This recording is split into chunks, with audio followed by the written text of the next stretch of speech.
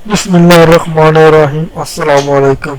China ने भारत की military air base पर कब्जा कर लिया है और इसको अपना जो इंडियन मीडिया है उसने अपनी न्यूज़ की खबरों में भी चला दिया है कि चाइना ने भारत की मिलिट्री बेस पर कब्जा कर लिया है।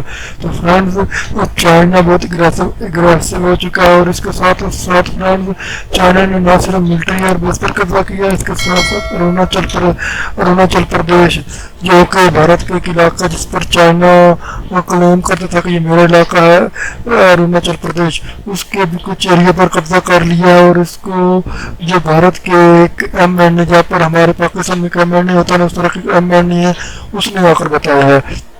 तो फ्रेंड्स, इसके साथ साथ भारतीय मीडिया पूरी दुनिया में मजाक बन गया है। एक जाली व्हाट्सएप मैसेज उनको मिला जो वो पढ़ पढ़ के सुना रहा था कि हमने ये चाइनीज फौजी मार दिए हैं, हमने ये कर दिया और वो कर दिया। दूसरी तरफ बात करें तो ट्रंप ने भी भारत को लाल झंडे दिखा दिया और उसने कहा कि हम आपकी कोई मदद नहीं करेंगे, हमने तो आपको अपना चाइना के खिलाफ लागू करना था, चाइना के खिलाफ इस्तेमाल करना था, लेकिन आप चाइना से मार खा रहे हो और चाइना ने आपके इलाकों पर कब्जा कर लिया और आपने कोई थोड़ी बहुत भी मुजाहमत नहीं की। तो फ्रेंड्स, भारत का मीडिया अगर आप देखेंगे ना आप, तो आपको पता चल जाएगा कि भारत किस तरह का रोना पीट रहा है। तो चाइना ने भारत की मिलिट्री एयरबेस पर भी कब्जा कर लिया है और इसके साथ साथ अरुणाचल प्रदेश के कुछ इलाकों पर भी कब्जा कर लिया। भूल जाए आप लद्दाख को कि लद्दाख में कुछ हुआ था। अब भारतीय ये याद करेंगे कि अरुणाचल प्रदेश भी उनका हिस्सा हुआ करता था, क्योंकि लद्दाख तो कब्जा कर चुका है, लद्दाख पर तो चाइना कब्जा कर चुका है। और अभी बात करें तो अरुणाचल प्रदेश पर भी कुछ एरिया पर तकरीबन 5-10 किलोमीटर के एरिया पर चाइना कब्जा कर चुका है।